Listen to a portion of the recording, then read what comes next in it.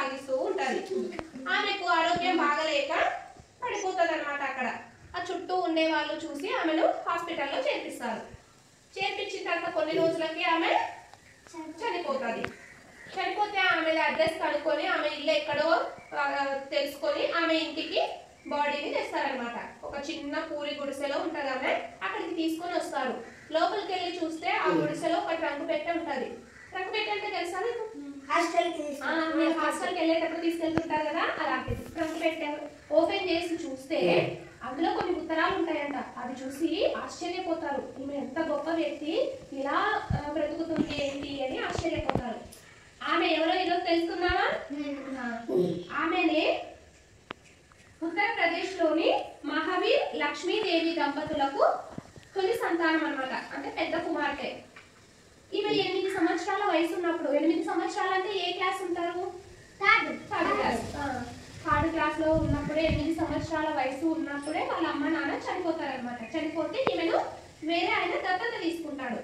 సేఠ్ షజుమల్ అనే ఆయన దత్తత తీసుకొని ఆమెను బాగా పెంచి ఆమెలో అప్పుడు స్వాతంత్రం రాలేదన్నమాట. మన దేశాన్ని బ్రిటిష్ వాళ్ళు పరిపాలిస్తున్న రోజులు అన్నమాట.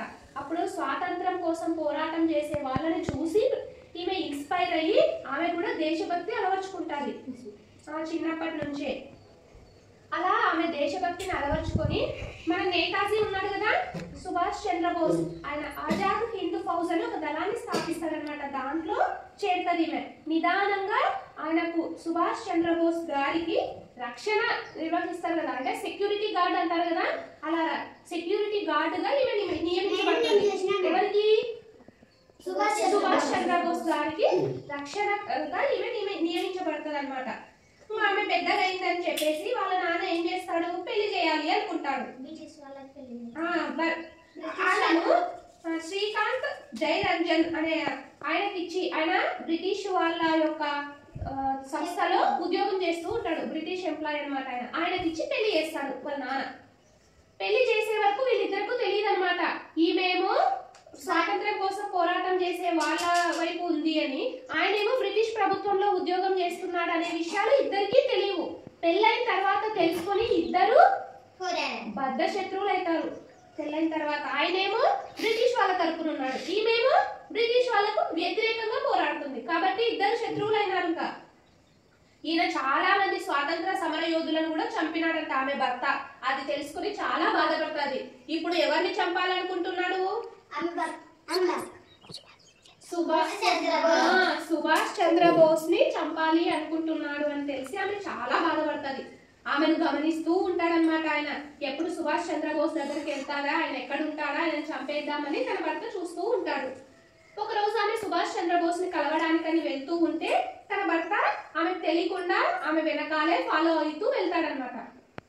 ఆమె సుభాష్ చంద్రబోస్ దగ్గరికి వెళ్ళేసరికి బోస్ పైకి కాల్పులు జరుపుతాడు, షూట్ చేస్తాడు, తుపాకీతో షూట్ చేస్తారు. ఎట్లా షూట్ చేస్తారు?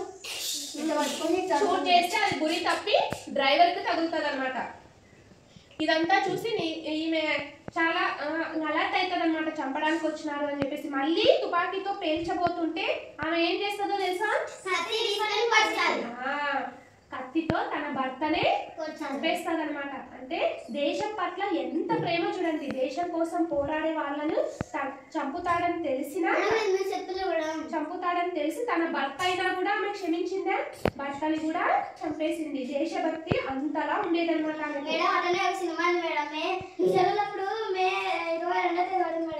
ఏం సినిమా? ఈ కథ సినిమా. ఇప్పుడు బ్రిటిష్ ఎంప్లాయీని, బ్రిటిష్ వాళ్ళ దాంట్లో ఉద్యోగం చేసే ఆయన చంపేసింది కదా ఈమె. ఊరికి ఉంటారా బ్రిటిష్ వాళ్ళు?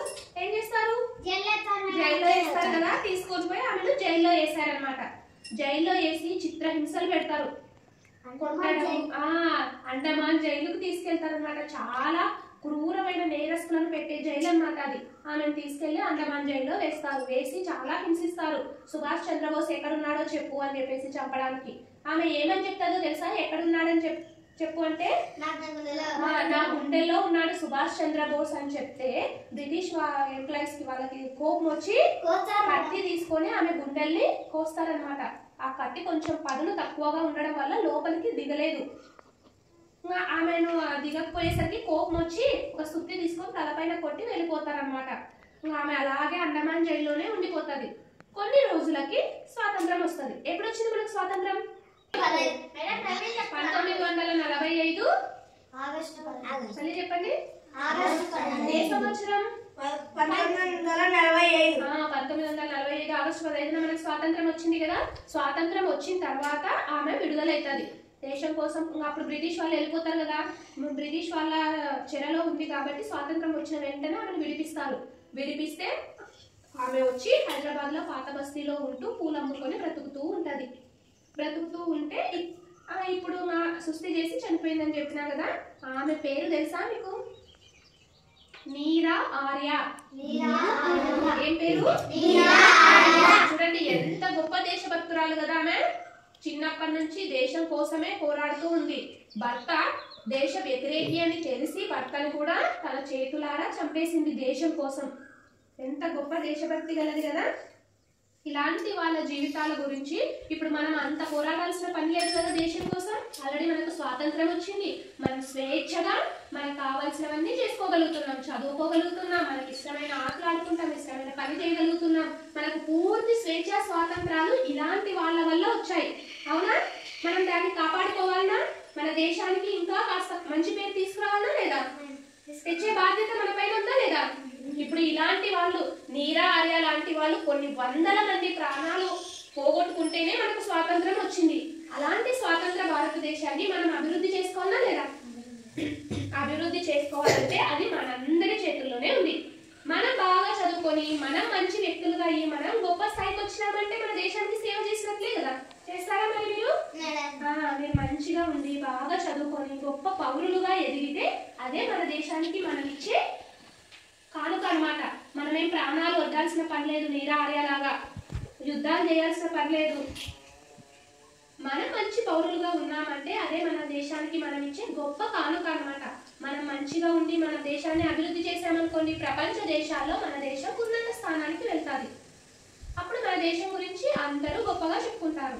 ఆ గొప్పతనము దేశానికి రావాలంటే ఎవరు కష్టపడాలి? మరి మనందరం కష్టపడాలి.